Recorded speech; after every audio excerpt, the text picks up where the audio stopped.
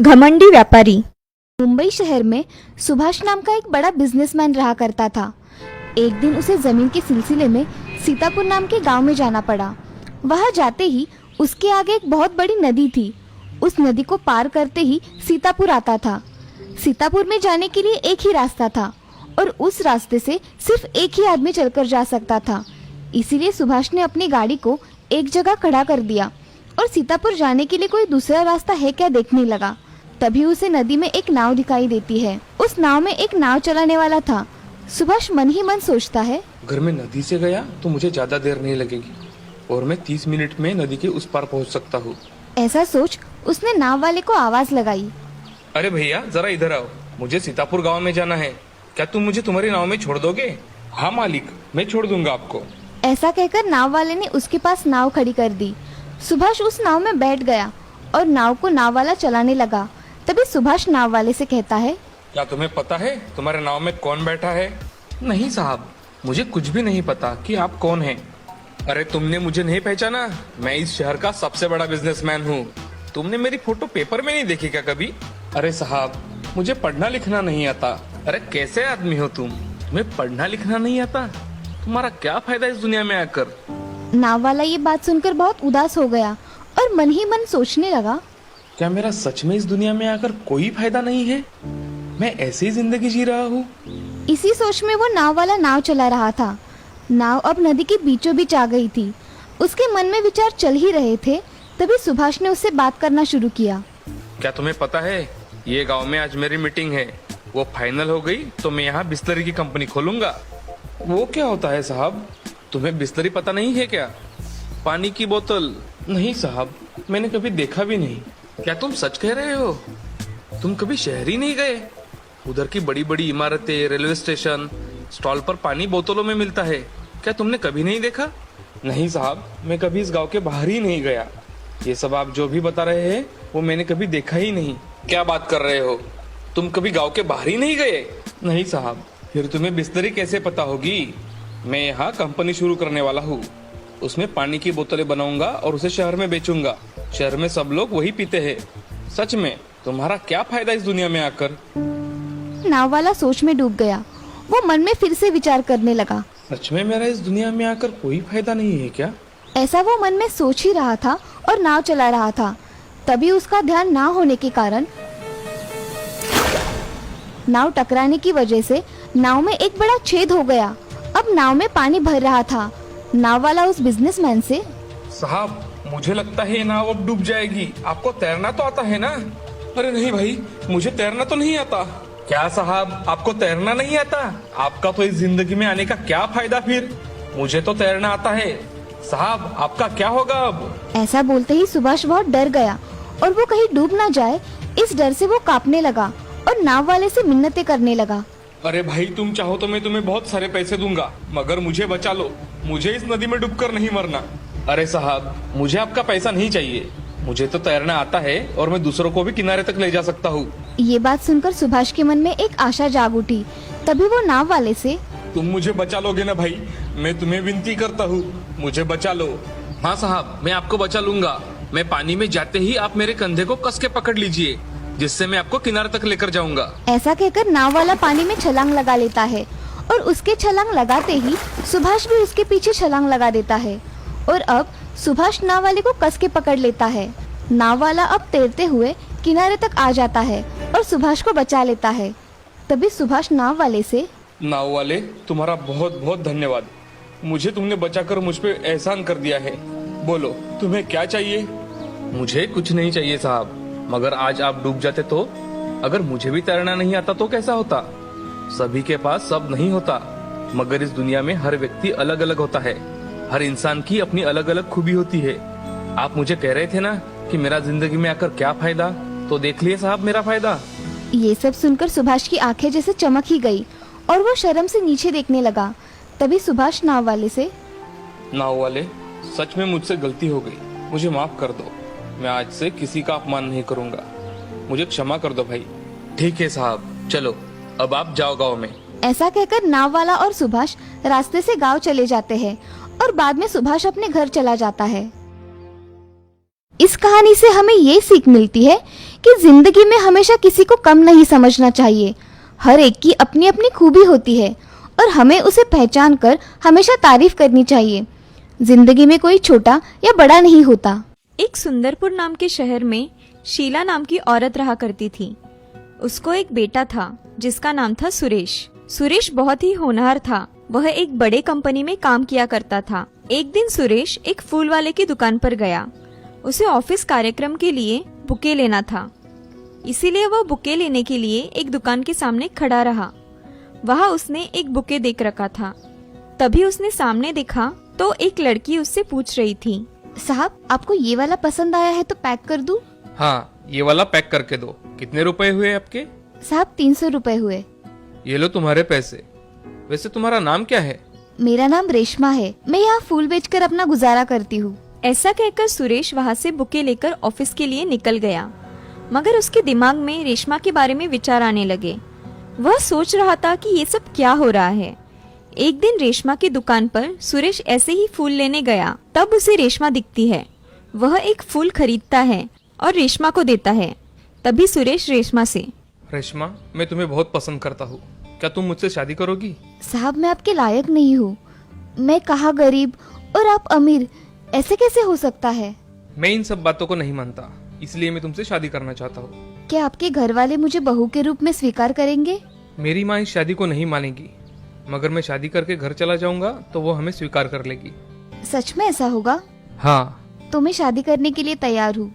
सुरेश ये सब सुनकर अगले महीने शादी करने का निश्चय करता है। तभी रेशमा और सुरेश एक दूसरे को समझ लेते हैं। वह दोनों एक दूसरे को पसंद करते हैं। सुरेश ये सब सुनकर अगले महीने शादी करने का निश्चय करता है। तभी रेशमा और सुरेश एक दूसरे को समझ लेते हैं। वह दोनों एक दूसरे को पसंद करते हैं। अब वह मंदिर में जाकर शादी कर लेते हैं और शादी करने के बाद सुरेश कहने के मुताबिक उसे अपने घर लेकर चला जाता है। उसकी माँ उसे देखती है तो बहुत खुश हो जाती है, मगर उसके साथ लड़की देख उससे पूछती है, अरे सुरेश, ये कौन है तुम्हारे साथ? माँ, ये रेशमा है। मैंने इससे शादी कर ली है। अब ये इस घर की बहू है। ये क्या कह रहे हो बेटे? मैंने तुम्हारे लिए कितने अच्छे रिश्ते देखकर रखे थे और तुमने इस गरीब से शादी कर ली। माँ, आप इसे कुछ मत कहिए। मैंने मेरी मर्जी से इससे शादी की है। आप इसको कुछ नहीं बोलोगी। और रहा सवाल गरीबी का, तो मैं सिर्फ इंसान देखता हूँ, पैसा नहीं। उसकी ये बातें सुन शीला, ठीक है बेटा, तुम कह रहे हो तो मैं इसे अपनी बहू मान लेती हूँ, मगर इसे हमारे तौर तरीके सीखने होंगे। मैं सीखूंगी माँ जी। ऐसा कहकर सुरेश और रेशमा अपने कमरे में चले जाते हैं। अब अगले दिन रेशमा अपने घर में किचन में खाना बनाती है। वह बहुत अच्छा खाना बनाती है और घर के सारे काम कर लेती है। उसकी सास शीला को ये बात अच्छी नहीं लगती, क्योंकि शादी उसकी मर्जी के खिलाफ हुई थी। अब एक दिन शीला रेशमा से, अरे रेशमा, मेरे लिए जरा चाय लेकर आना। जी माँ जी, अभी लाती हूँ। ऐसा कहकर रेशमा उन्हें चाय लेकर आती है। चाय लाने में थोड़ी देर हो जाती है तो शीला उसे कहती है, अरे बहू, चाय बना रही हो या खीर बना रही हो? नहीं माँ जी, ये देखो मैं ले आई। शीला चाय पीकर देखती है तो उसे चाय का स्वाद बहुत अच्छा लगता है, मगर बहू को कुछ बुरा भला कहने के लिए उसे कहती है, अरे बहू, चाय तो ढंग से बनाया करो, इसमें कुछ स्वाद ही नहीं है।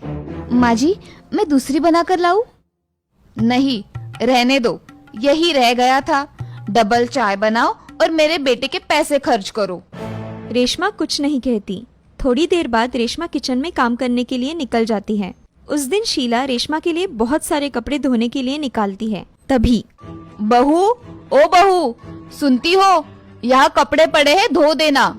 रेशमा वहाँ आकर देखती है तो वहाँ इतने सारे कपड़े पड़े होते हैं। उन्हें देख रेशमा अपनी सास से, हाँ माँ जी, मैं धो दूंगी, अब चिंता मत करिए। ऐसा कहकर रेशमा अपना घर का काम निपटाकर 3 बकेट कपड़े धो डालती है और उसे सुखाने के लिए टेरेस पर चली जाती है।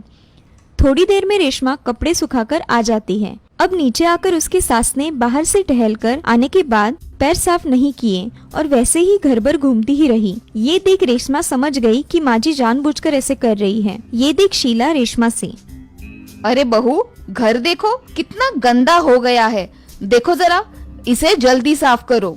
जी माँ जी, अभी कर देती हूँ। ऐसा कहकर रेशमा अपना घर साफ कर देती है और सबके लिए खाना लगाने के लिए किचन में आ जाती है। खाना जल्दी जल्दी गर्म करके परोसती है। सभी खाना खाने के लिए बैठ जाते हैं। तभी रेशमा सबको खाना परोसती है। तब सुरेश बोलता है। रेशमा, खाना बहुत अच्छा बना है। रेशमा ये सब देख मुस्कुराई, मगर शीला को ये बात बिल्कुल पसंद नहीं आई। वह मन में कुछ सोचकर खाना खा लेती है और सोने चली जाती है। अगले दिन रेशमा खाना बनाती है और कुछ काम याद आने की वजह से किचन से बाहर चली जाती है। और तभी शीला किचन में आकर सब्जी में बहुत सारा मिर्च पाउडर डाल देती है और दूसरी सब्जी में बहुत सारा नमक डाल देती है। ये सब डालने के बाद शीला किचन से बाहर जाकर हॉल में बैठ जाती है। अब शीला रेशमा से बोलती है। अरे बहू, ओ बहू, आज खाना नहीं बनाया क्या? बनाया है ना माँ जी, मैं आपको खाना परोस देती हूँ। नहीं, अभी नहीं, अभी सुरेश आएगा, उसके साथ ही खाना खाऊंगी। ठीक है माँ जी, मैं बाकी के काम कर लेती हूँ। हाँ ठीक है। ऐसा कहकर शीला हॉल में पेपर पढ़ रही थी। तभी थोड़ी ही देर में सुरेश घर आ गया। उसे देख रेशमा। अजी, आप आ गए? माँ जी कब से आपका खाने पर इंतजार कर रही है। अच्छा, तुम खाना लगाओ, मैं फ्रेश होकर आता हूँ। ऐसा कहकर सुरेश फ्रेश होने चला जाता है। तभी रेशमा सब खाना गरम करके टेबल पर लगा देती है और खाना परोसती है। तभी रेशमा उसकी सास को आवाज देती है। माँ जी आइए, खाना लगा दिया है। हाँ आई। ऐसा कहकर शीला मन ही मन मुस्कुराई और खाना खाने टेबल पर आ गई। अब सुरेश भी आ गया। अब दोनों खाना खाने के लिए बैठ जाते हैं। तभी शीला एक निवाला खाती है तो उसे सब्जी बहुत तीखी लगती है। वह उसे वही थूकती है। थू थू थू थू थू थू। अरे ओ कमबख्त, अभी मारना चाहती हो क्या तुम मुझे? क्या हुआ माँ जी? अरे खाने में क्या मिलाया है तुमने? इतना तीखा, और ये सब्जी तो मैं खा भी नहीं सकती। अरे माँ, ऐसा क्यों कह रही हो? रेशमा खाना तो बहुत अच्छा बनाती है। अरे तू भी खा के देख, फिर बोल। सुरेश एक निवाला खाता है तो एक ही मिनट में वह निवाला बाहर निकाल डालता है और रेशमा से बोलता है। अरे रेशमा, तुमने आज खाना कैसे बनाया है? इतना तीखा और इतना नमक खाने में कोई डालता है क्या? अजी मुझे सच में नहीं पता ये कैसे हुआ, मैंने कम ही नमक डाला था। रेशमा, अगली बार ऐसी गलती नहीं होनी चाहिए, समझी? ऐसा खाना बनाओगी तो माँ तुम पर और गुस्सा हो जाएगी। जी अगली बार मैं ध्यान रखूंगी। अच्छा, ये खाना डाल दो और दूसरा खाना जल्दी बनाओ, मैं बाहर हूँ। जी मैं अभी बनाती हूँ। ऐसा कहकर रेशमा किचन में जाकर खाना बनाती है, मगर मन में सोचती है कि ये कैसे हुआ? मैंने तो नमक और मिर्च पाउडर सही तरीके से डाली थी, ये कैसे हो गया? रेशमा अब जल्दी जल्दी में खाना बना लेती है और खाना बनाकर सबको फिर से बुला लाती है। तभी सारे खाना खाने बैठ जाते हैं और खाना खा लेते हैं। सबको खाना खाते देख रेशमा बहुत खुश हो जाती है। वह सुरेश से। अजी आपका बहुत बहुत धन्यवाद, आपने मुझे समझा और फिर से खाना खाने के लिए आ गए। अरे आते कैसे नहीं? खाना नहीं खाते तो भूखा ही सोना पड़ता। ऐसा कभी हो सकता है भला? मैं आप दोनों को भूखा सोने दूं? चलो मैं सोने जा रहा हूँ। तुम तुम्हारा काम जल्दी खत्म करो और आ जाओ। जी मैं काम खत्म करके आती हूँ। ऐसा कहकर रेशमा किचन का काम करने चली जाती है। सुरेश भी सोने के लिए चला जाता है। शीला भी सोने चली जाती है और मन में बहुत खुश हो जाती है। शीला मन ही मन में, आज कैसे सबक सिखाया है रेशमा के बच्ची को। ऐसा कहकर शीला खुशी खुशी सो जाती है। अगले दिन शीला घर में बैठी थी तो उसके घर में एक दूर की रिश्तेदार सुमन आती है। कोई है घर में? अरे सुमन आओ ना, कैसे आना हुआ? अरे तुम्हारे ही काम से आई हूँ। ये देखो लड़की, तुम्हारे बेटे के लिए बहुत पैसे वाली है और ढेर सारा दहेज भी मिलेगा। अरे उसका अब क्या फायदा? क्या हुआ, तुम ऐसे क्यों बात कर रही हो? अरे मेरे बेटे ने छुपके से शादी कर ली, अब मैं कुछ नहीं कर सकती। अरे शीला देखो, अगर तुमने तुम्हारी बहू को इस घर से निकाल दिया तो तुम लाखों रुपए की मालकिन बन सकती हो और तुम्हारे बेटे का भविष्य उज्जवल हो जाएगा। हाँ तुम सही कह रही हो, मैं कुछ करती हूँ। मैं अभी चलती हूँ। जी। ऐसा कहकर सुमन वहाँ से चली जाती है और शीला दिन भर उस बारे में सोचती रहती है। तभी रेशमा कपड़े सुखाने के लिए टेरेस पर चली जाती है तो शीला के दिमाग में एक विचार आता है और शीला खुद से, इस रेशमा के बच्ची को अगर मैं छत से धक्का दे दूं तो किसी को खबर भी नहीं होगी और मुझ पर नाम भी नहीं आएगा। ऐसा सोचकर शीला छत पर चली जाती है और देखती है कि रेशमा कपड़े सुखा रही है। तभी शीला उसे धक्का देने ही वाली थी कि रेशमा कपड़े डालने के लिए दूसरे बाजू चली जाती है। शीला जोर से आने की वजह से पैर फिसलकर नीचे गिर जाती है। उसे बहुत चोट आ जाती है। तब रेशमा उनके पास जाकर, अरे माँ जी आप कैसे गिर गई? उठिए, मुझे हाथ दीजिए। शीला दर्द से बहुत तड़प रही थी। वैसे ही उसने रेशमा को हाथ दिया। पड़ोसियों की मदद से रेशमा ने उसकी सास को अस्पताल लेकर आई और उनका अच्छी तरह से इलाज करवाया। उनके हाथ पैर टूट गए थे, सभी जगह प्लास्टर बंधा हुआ था। तभी शीला मन में सोचती है, मेरी बहू कितनी अच्छी है, मेरे इतने सताने के बाद भी देखो मेरी कितनी सेवा कर रही है। मैं गलत थी, मैंने अपनी बहू को पहचानने में गलती कर दी। तभी शीला सुरेश से, सुरेश, मेरी बहू हीरा है हीरा, आज वो नहीं होती तो मेरा क्या होता। माँ जी आप ऐसा मत कहिए। माँ तुम अब आराम करो, बातें बाद में होती रहेगी। नहीं रे सुरेश, मैं हमेशा तुम्हें गलत समझती रही, मगर मैं गलत थी। मेरी बहू बहुत अच्छी है, मेरी सब बातें मानती है और उसके बदले में उफ भी नहीं करती। ऐसा कहते कहते शीला की आंखों में आंसू आ जाते हैं और रेशमा वह आंसू पोंछती है। माँ जी आप आराम करिए, रोइए मत, मैं यही हूँ, ठीक है। अब शीला कुछ दिनों बाद घर आ जाती है। तब रेशमा उसकी बहुत सेवा करती है। अब रेशमा और शीला खुशी खुशी रहने लगे थे। ये सब देख सुरेश भी बहुत खुश था। इस कहानी से हमें ये सीख मिलती है कि किसी के बारे में कभी भी बुरा नहीं सोचना चाहिए। जो दूसरों के बारे में बुरा सोचता है, भगवान उसके साथ वैसा ही करते हैं। कहते हैं ना, जैसी करनी वैसी भरनी।